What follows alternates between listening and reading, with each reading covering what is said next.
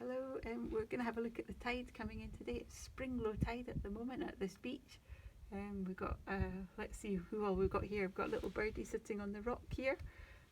We've got somebody who's got their sailing dinghy all ready for a sail. They've parked it on the beach. A trolley. We've got somebody who's arrived in a very cool camper.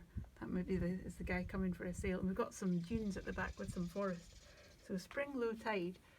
Now it's going to take 6 hours for the tide to come in from low to high, and spring tides are of course the tides that have a really big range. So the way we're going to work out how fast the tide comes in is we're going to use the rule of twelfths. So that means 1/12 of the tide will come in the first hour, 2/12 in the second hour, 3/12 in the third hour, 3/12 in the fourth hour, 2/12 in the fifth hour, and 1/12 in the last hour. Ooh, that sounds complicated. Well, it's not going to be, because we're going to add some cups of water to show the tide coming in. So let's imagine it's 9 o'clock in the morning, start of the school day, spring low tide. Let's see how much water would have come in by 10 o'clock. I'm going to add 1 cup of water. So by 10 o'clock, what's happened? Oh, well, our little girl looks like she's got wet shoes. But this little birdie's still okay. He's still sat on his rock. Not much else has happened.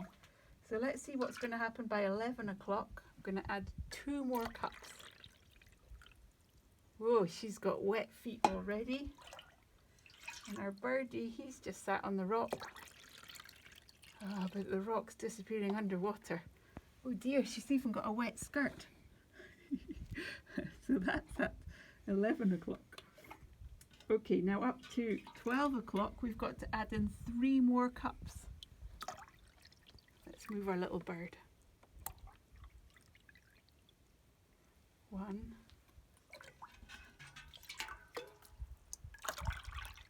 2, 3. Oh dear. Let's see. Yeah, she's going to be swimming soon, isn't she?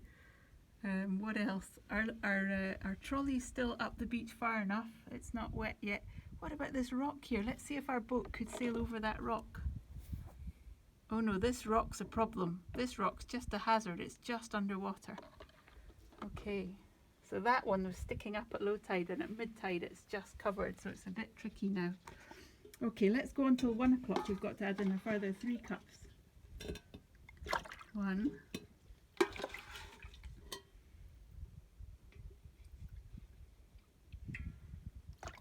2,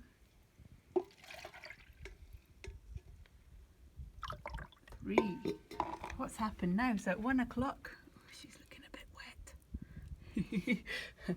Our trolley hasn't floated away yet, but it does look a bit like it should have been pulled further up the beach for now. And our boat's still here. It's on a higher bit of the sand dunes, so it hasn't floated off. It might be able to get over this rock now. This rock's maybe safe. Yeah, you can just get over that rock without catching. So that's at 1 o'clock. Oh, get my dinghy back up. Okay, so by 2 o'clock, we've got to add in another 2 cups. 1,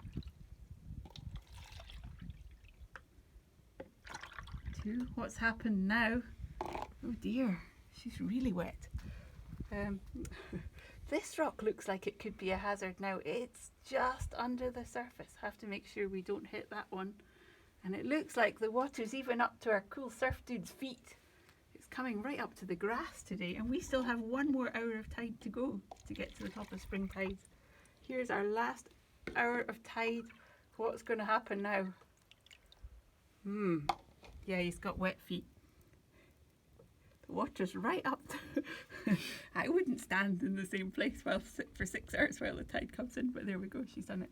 The trolley hasn't quite floated away, or it hasn't quite sunk, but it's quite far underwater, and he's definitely got wet feet now. And the boat is still here, just. Good thing it was pulled high up. So that's the tide coming in. That's taken 6 hours. It's now 3 o'clock, high tide, and the tide would go out in exactly the same pattern. That's all for now, folks. Thanks for watching.